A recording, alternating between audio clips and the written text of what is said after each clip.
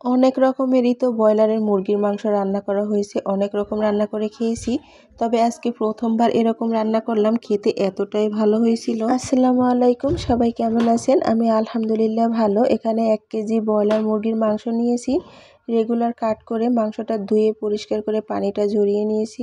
আর এই তো ব্লেন্ডারে ঝাড়ে আমি কিছুটা পেঁয়াজ কুচি আর 4-5টা কাঁচামরিচ, এখানে কিছুটা বাদাম আর কিশমিশ দিয়ে দিলাম।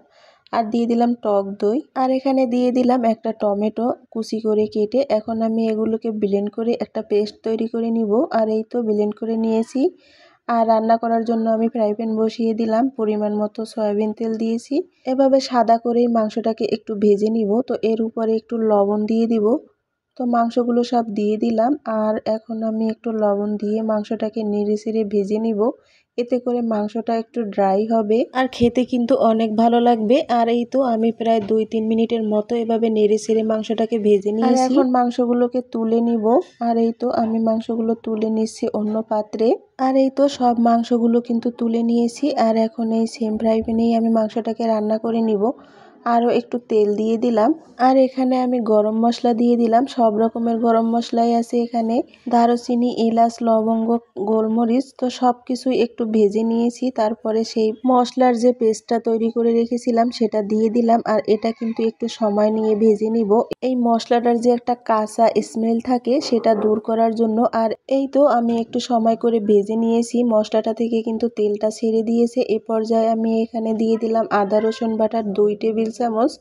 তো এটাকেও আমি একটু ভেজে নিব। এভাবে যদি ধাপে ধাপে মশলাটা দিয়ে কষিয়ে নেওয়া হয় তাহলে কিন্তু খেতে অনেক ভালো লাগে। এখন দিয়ে দিলাম গুঁড়ো মরিচ, এখানে 2 চা চামচ, আর 1 চা চামচ হলুদ গুঁড়ো, জিরা গুঁড়ো 1/2 চা চামচ, ধনিয়া গুঁড়ো 1/2 চা চামচেরও একটু কম।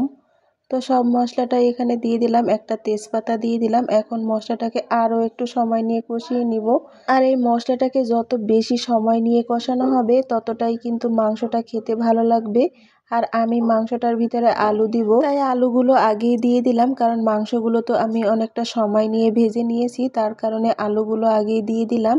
তো মশলার সাথে একটু সময় নিয়ে আলুগুলো কষিয়ে নিয়েছি। আর এখন মাংসগুলো দিয়ে দিলাম। মাংস দিয়ে মশলার সাথে এটাও ভালো করে কষিয়ে নিব। আর এই মাংসটা যেহেতু আমি ভেজে নিয়েছি, এখান থেকে তো কোনো রকমের পানি বের হবে না, তার জন্য আমি এখানে একটু দুধ দিয়ে দিলাম, তরল দুধ। তো তরল দুধটা দিয়ে আমি এখন একটু সময় নিয়ে মাংসের সাথেও মশলাটাকে খুব ভালো করে কষিয়ে নিব। আর এই মাংসটা রান্না করার ক্ষেত্রে আমি কোনো রকম পানি ব্যবহার করব না, শুধুমাত্র তরল দুধ দিয়ে রান্না করব। আর এখানে যদি দেশি মুরগিটা হয় তাহলে কিন্তু একটু গরম পানি দেওয়া যেতে পারে। আর এই তো মাংসটা কিন্তু খুব ভালো করে আমি সময় নিয়ে কষিয়ে নিয়েছি। এ পর্যায়ে এখন আমি এখানে তরল দুধ দিয়ে দিলাম আরও 1/2 কাপের মতো। আর এখন আমি এখানে 1 কাপের মতো দুধ দিয়ে দিব, এতে করে মাংসটা সিদ্ধ হয়ে যাবে। আর আমি খুব বেশি একটা গ্রেভি রাখবো না। তো এই তো আমি এখানে পুরো তরল দুধটাই কিন্তু দিয়ে দিলাম। এখন ঢাকনা দিয়ে মাংসটাকে রান্না করে নিব। আর আজকে আমি প্রথমবার এইভাবে মাংসটা রান্না করলাম, খেতে কিন্তু অনেক ভালো হয়েছিল। আর তার জন্যই আপনাদের সাথে এই রেসিপিটা শেয়ার করলাম। এই তো মাংসটা রান্না করা হয়ে গিয়েছে, দেখতেই পাচ্ছেন কতটা লোভনীয় হয়েছে। আজ এই পর্যন্তই। আসসালামু আলাইকুম।